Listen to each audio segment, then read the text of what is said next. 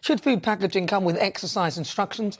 A proposed system could see a warning placed on chocolate bars with that a 20-minute run will be needed to burn off its calories, or advice to someone about drinking and what you have to do if you've drank a can of fizzy drinks, how far or how long you should walk for. Now, this new system is known as the Physical Activity Calorie Equivalent, or PACE labelling.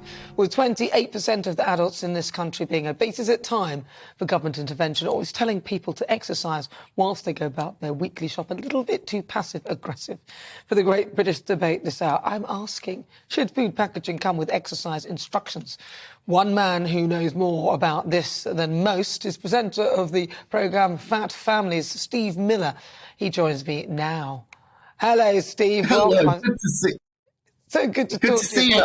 I'm really pleased to be here. It's a really interesting one, this one, because for quite a long time now, I've been campaigning for strong food labelling. And what I mean by that is not poncing around with very complicated stuff like we have now, but something that's a bit more direct. I'm far from pioneering a nanny state, I have to say, but the problem is this country is getting fatter and fatter, and one of the big reasons for that is we are so PC about obesity.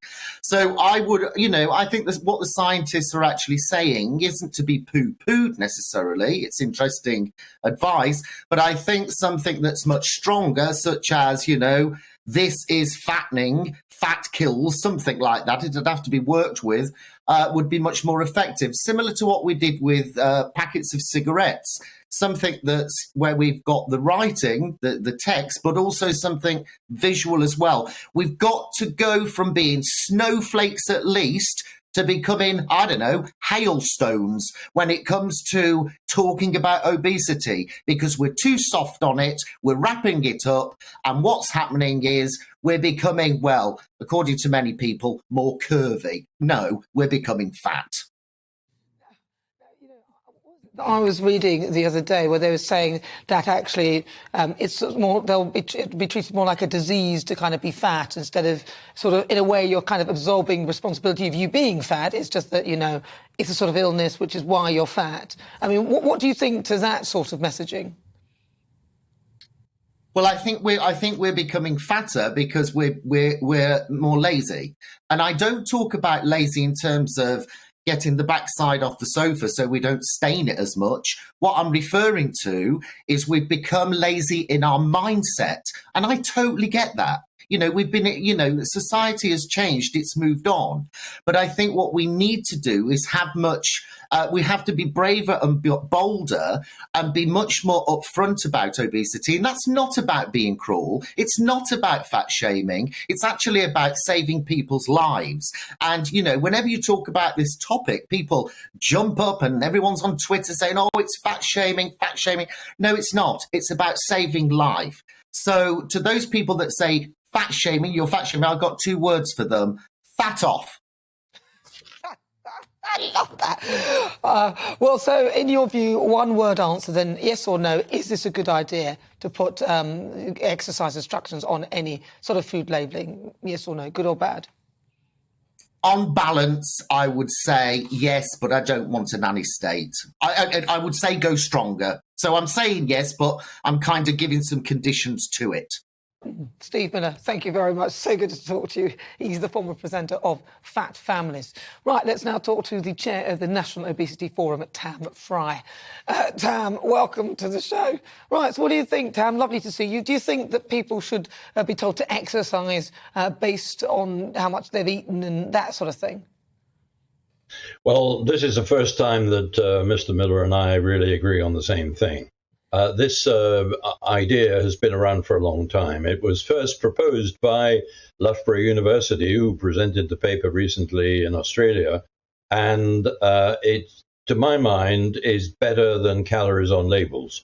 Calories on labels confuse a lot of people, and they're not quite sure how many calories they should be eating or not. But if you have a symbol which shows a little man running or a little man walking and the hours that you need to do, then in a single visual concept, you're able to get across that what you're about to eat is going to take a lot of time to burn off. It's probably, again, a little complicated, a little drastic for a lot of people, but it's the sort of information which a lot of people want.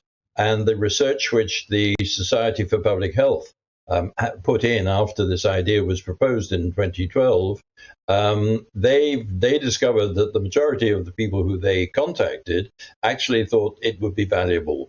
And furthermore, it's interesting that a lot of people use it as a talking point. So it actually brings out the discussion about food and how much to have and how much not to have when your partner or whoever you're taking to dinner realizes that what she's about to order is going to be 6 hours in the gym.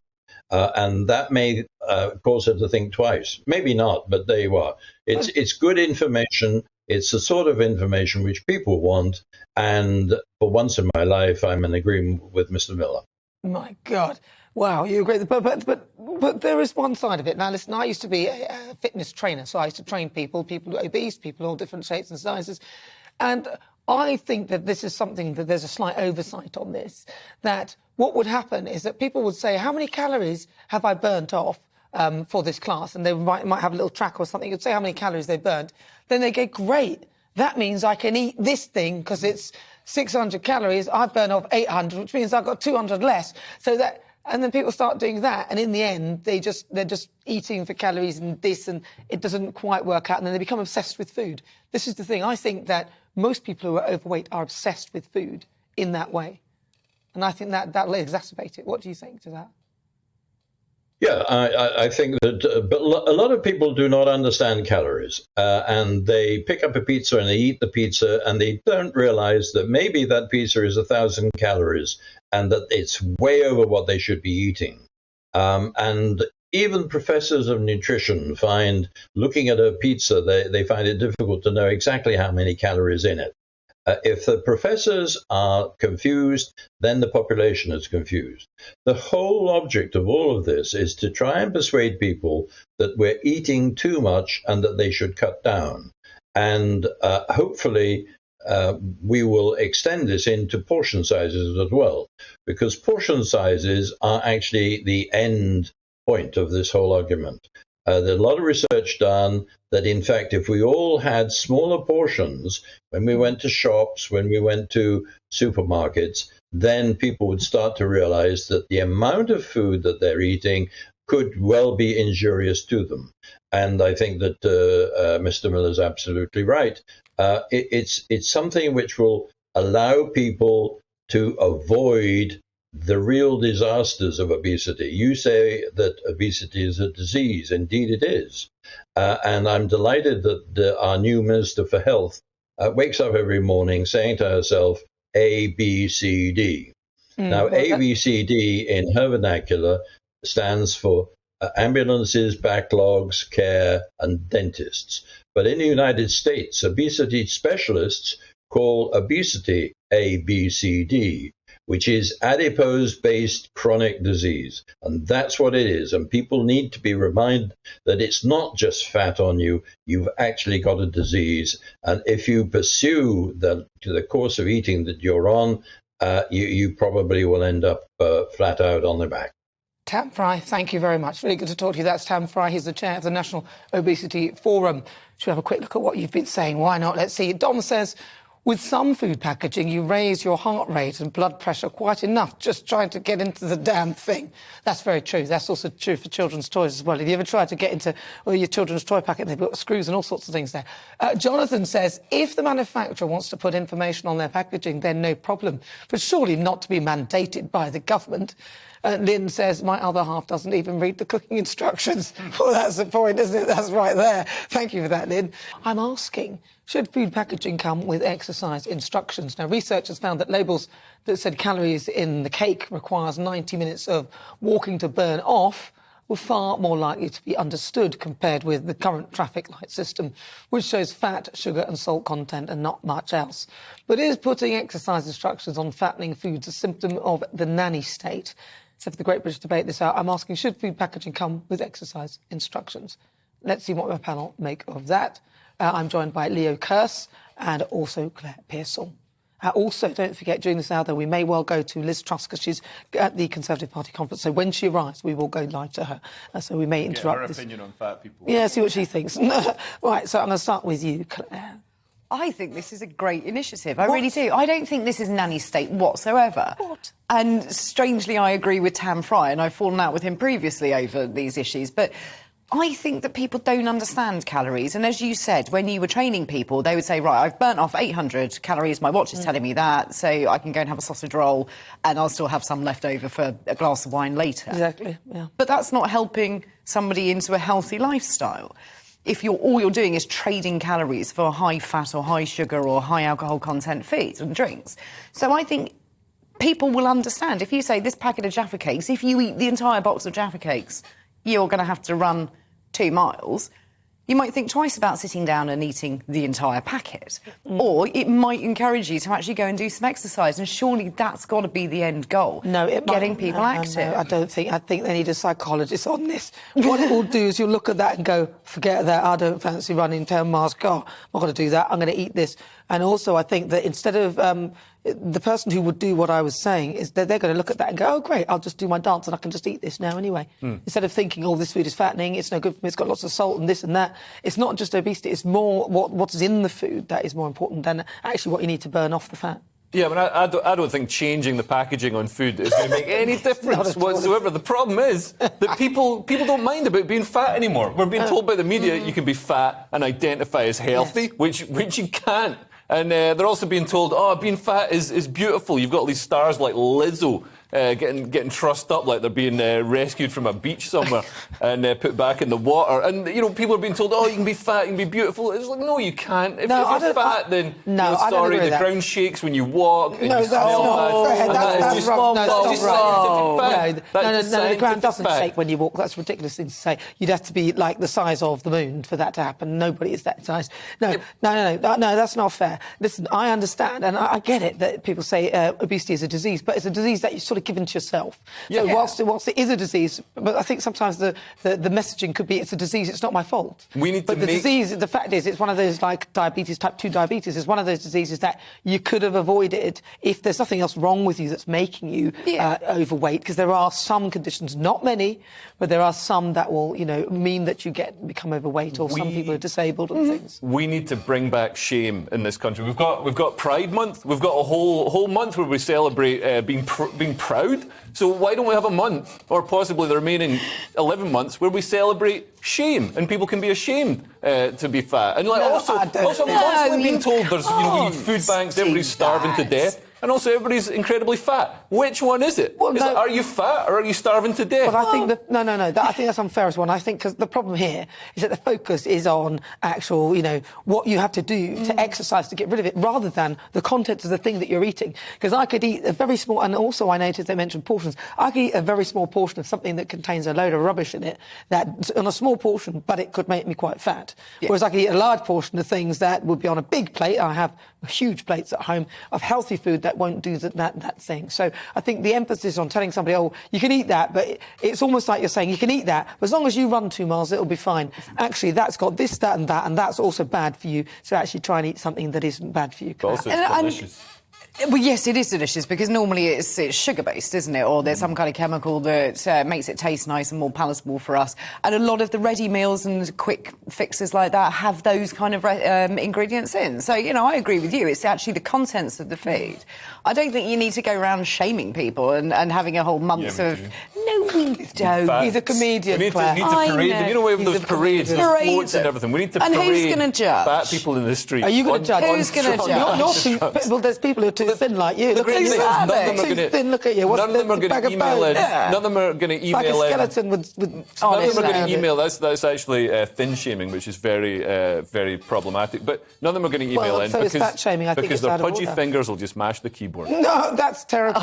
I'm quite slim and I've got quite chubby fingers, so that would probably apply to me. And I'm quite slim. It doesn't correlate. being overweight. Criticising me for being skinny. Well, so you can dish it out. Here we go. Sitting there looking like that. Dish it out. Oh, well, I'll take that as a compliment. Oh, I don't know where to go with this now. It's a compliment. But and I do think there's also a little bit of merit in teaching people how to cook. And I think we've lost that ability to do that. Yeah. We all go for the really easy option. We go for the takeaway pizza or the Chinese or the curry or whatever it is because it's cheap, it's quick, it's easy. When actually you could be doing some more at home. I know I appreciate energy costs are going up, but there are cheaper ways to prepare a meal that don't require you to go and bump up your calories by 2,000. Although having that blubber would actually save on gas. You're not going to have to put the central heating on as much. Well, to Right. be fair, Shower under cold water. no, that's not on. That's not fair at all, is it? Can we test this out on It is. you? We'll see what Why do you happens. think walruses have all that blubber? It's to protect them, insulate them. You know, I So agree. Maybe Somebody this with is the more- solution to the energy crisis. No, maybe we need that's ridiculous. Maybe we He's need to being subsidise funny. Mars bars. He's joking. Well, you don't need to subsidise those sort of things. They're getting smaller and smaller and smaller. They It's do. unbelievable, isn't it? And when they mention size. the size of packaging and food, I don't want packaging these things to get any smaller. I think it's wrong. Right, this show is nothing without you and your views. Let's welcome our great British voices.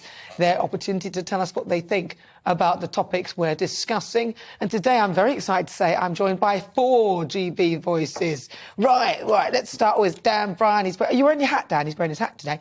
Dan Bryan. Dan, he's joining us from Beverley. Dan, talk to me. What do you think about this?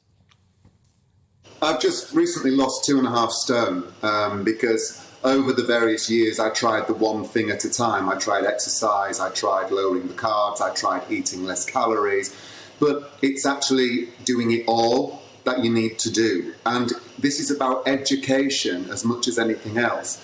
But I don't believe people would read the packages. I think this starts in school. And educating people how to cook food properly and have a balanced meal on their plate, and also about portion sizes, but also about the hidden demon in food these days, which is sugar. And sugar should be reclassified as a drug because that actually makes you hungrier. So even though you exercise, like you said, you think to yourself, oh, I can have that piece of cake or I can have that sausage roll. That's not how this works. Exercise alone makes you gain weight because you actually eat more. That could be true. Let's go to Julie Shaw, who joins us in Bridlington. Julie, what's your view? Well, I think it's ridiculous, and I agree that it's just another example of becoming a nanny state. The government getting involved where they shouldn't be, yet again telling us what to do, treating us like idiots, and creating a robot culture. I also think that assigning a moral value to food, that's going to threaten self-esteem, and we're in a bit of a crisis as a country at the moment with the teenage suicide being as high as than it ever has been, and adding this to the food is just... And the other ridiculous thing is, I could look at a sandwich for 400 calories and a chocolate bar that's 350 calories, and if I was that dumb that I needed this pointing out to me, I would choose the chocolate bar thinking I was taking the more nutritional choice. Obviously, that's teaching nobody anything about nutrition. And that guy who was fat shaming earlier, that's just ridiculous. I mean, I know he's a comedian, but it wasn't funny. It wasn't. It wasn't comedy. No. It was 100% true. No, no heckling from you, please. We'll deal with him. We should do it. Well, I'll deal with him. Let's move on to Carol. Carol, you're there in Northamptonshire. What's your view? Well, I mean, they've been talking about this since 2016. And, yeah, it's another label, another type of label. People don't read the labels anyway, to be quite honest. A lot of obesity is down to people's mindset, their lack of self-care. They fall out of love with themselves at the end of the day. And if you know, I've just lost 1.5 stone, so like my colleague in Bedford. And that's because I've got a dog, so I'm walking more. So, yes, exercise is good for you, but can you imagine a barista saying, here's your coffee and your cake, have a nice day. So, by the way, don't forget to run another 1.5 hours to wear it off. It's not going to go down well. And finally, let's go to Luton, to Graham Waugh, who was actually at one point one of the heaviest men in the UK. In fact, one of the heaviest people in the UK. What was it, Graham? 52 stone? You lost about 25 Yeah, you brought yourself down to 35 and a load more. Talk to me about this idea. Would that have stopped you from eating if you saw a picture of somebody running and just say you need to run after you've eaten this? No, I believe Dan's right. I totally agree with Dan. The the education system needs to be inclusive of this sort of thing, because it's just coming to a point now where it's just craziness that the amount of people that have the obese these days is unreal. But I believe it's a lack of understanding and knowledge. I wish the word exercise could be banned, because any movement is exercise. Well, of course. And that's what people need to understand. Every movement is exercise, Graham. Thank you very much for your thoughts. That's Dan in Beverley, Julie in Bridlington, Carol in Northamptonshire, and Graham in Luton. Those are my great British voices. It's a pleasure to talk to them. I think they should be making the policy because they've got far more sense than the government. Right, today I've been asking, should food packaging come with exercise instructions? Lots of you have been getting in touch with your views. Colin says, stop the nanny state interference in our everyday lives and scrap the sugar tax and stop interfering into what other people choose to eat or drink. And actually, I'm really cross about that sugar tax because, as I always thought, those extra chemicals, the things that they put inside, they've got to be worse for you than the actual sugar itself. Well, they've found that, haven't they? The artificial sweeteners, they cause tumours in rats and all kinds of stuff. Yeah. And also they make you don't feel sated because you haven't actually had any You haven't had the calories. sugar, so you may as well blame have sugar. More. Exactly. It's May not, as well it's have not, I don't like that, and I'm annoyed that some of my favourite drinks, like that ginger beer, not beer, but ginger ale, that's now got artificial sweeteners in it. I'm not going to drink that. Right, Molly says, no, I buy what I want to eat. I do not read what is on the packaging. Good for you, Molly. Chester says, no, I think we have had enough of these self-righteous individuals wanting to tell us how to live. Yes, some of them shouldn't be saying anything at all. Eric says, I'm not thinking about you, Leo, I'm thinking about somebody else. Of course, no, because you agree with me, really. Well, not really, no. It wouldn't impact me personally, but I find the whole situation absolutely ridiculous. Don't read labels. I go to the gym. Great That's advice. from Eric. Very, very sensible. And actually, don't read labels as to how much calories is in there. Read them and find out what is in the food you're actually eating. I think we've dealt with it.